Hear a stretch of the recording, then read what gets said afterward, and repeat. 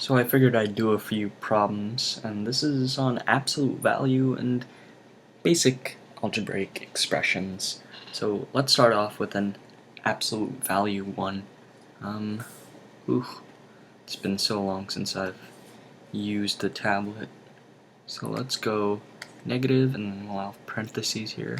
The absolute value of -2 plus the absolute value of 3.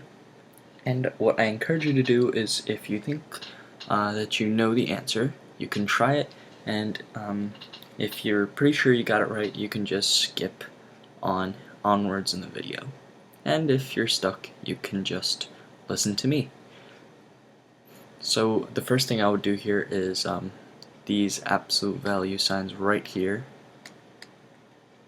and right here. I would probably try and evaluate those first.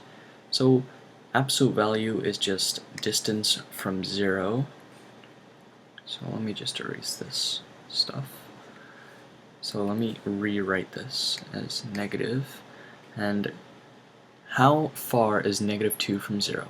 Well, it's just 2 units away. So I'm going to put a 2. And +3 is 3 units away from 0. So this evaluates to negative, and then enclose the entire thing, 2 plus 3. Now we have to distribute this negative sign in front of the entire parentheses. The answer isn't -2 plus 3. That's wrong. You have to distribute that -1 throughout the entire parentheses. So it's going to be -1 times 2 plus -1 times 3. And that's going to be -2 minus 3. And the answer is -5. So there we have it. Next up, we have no absolute value. It's just a thing. 12 minus 3y is equal to 18. Well, I guess we should move the 12 to the right-hand side, so that's what we're going to do. We're going to subtract 12 since it's a positive 12. If we want to remove it, we have to subtract 12 from both sides. And that would cancel out, and we would be left with a -3y is equal to 18 minus 12 is 6. Now what do? We should divide both sides by -3, right? So that's what we're going to do.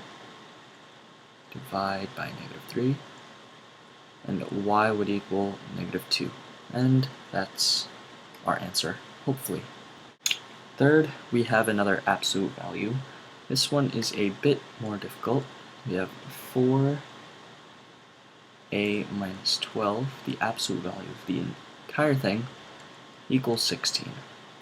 Well, now what do? It's not just one term, and we can't just evaluate 4a minus 12 because we don't know if it's... we don't know. So, but this is what we do know. 4a minus 12 could either be -16 or +16. This thing could evaluate to be -16 or +16 because we know that the absolute value of -16 would be 16, or if we're going to follow this, the absolute value of 16 would also be 16. So it could be this thing, 4a minus 12, could be -16 or +16. So what we're going to do is we're going to set up two equations where we just solve both.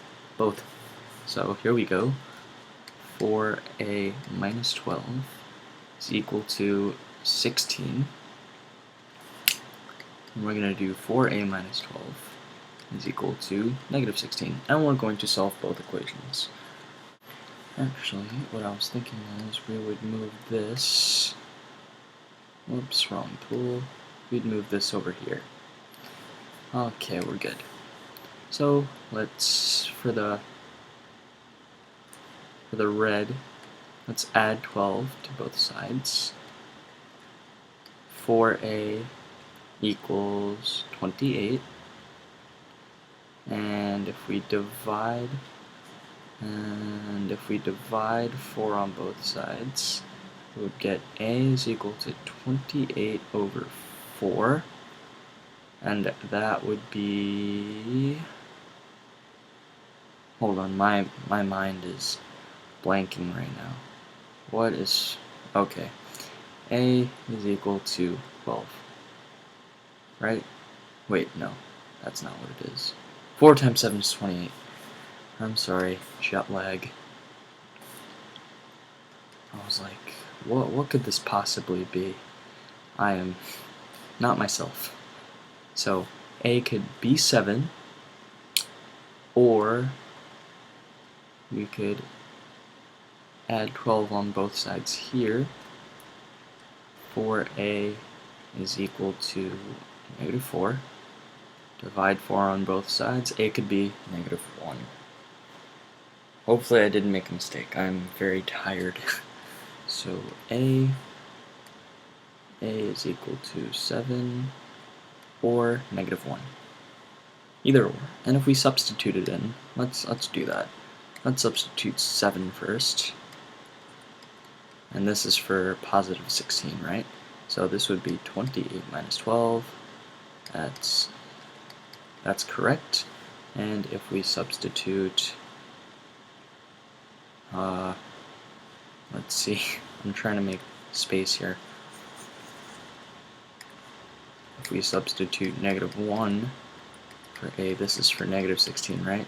So this would be -4 minus 12, or -16 equal to, yep, that would be right. Moving on.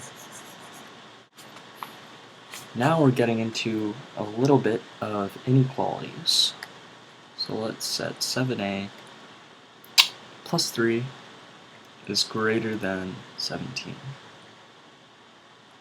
You would solve this just like an equality with a couple rules. So let's do that. So we're solving it just like an equation. So let's subtract 3 on both sides. We'd end up with 7a is greater than 14. And we just divide 7 on both sides. So a would be equal, not equal, greater than 2. Now I'm going to put a little twist into the inequality. We'll make the 7 coefficient negative. So it would be -7a plus 3 is greater than 17. And now let's see what happens. Well, first step is the same. Subtract 3 on both sides, we'd get -7a is equal to 14. But now when we divide both sides by a negative, the sign flips. So a would be equal, not equal, less than -2. So if you are dividing by a negative, then the sign here flips. That's what happens. And one last one for the road. Now there are inequalities on both sides, so let's go 0 is less than x minus 3 is less than 4. Now it's kind of a double inequality here, but when we add 3 here, because we need to get rid of it obviously, we do it to here and we do it to here, so we do it on both. I actually like these kinds of problems. So we'd get 3 is less than x is less than 7. And if we're going to create a number line here, which I guess we'll do, and we'll make this 5, 6, 7, 8, and this 4, 3, 2, 1. Let's graph it. This is 3, and it's an open circle because it's not equal to 3, and same for 7. But all this between here would be shaded. This would be 3 less than x less than 7. And that's it. So next I'll be going over absolute value inequalities, which is a bit more tricky. Actually, I might not do that first. I might do some adding, subtracting polynomials.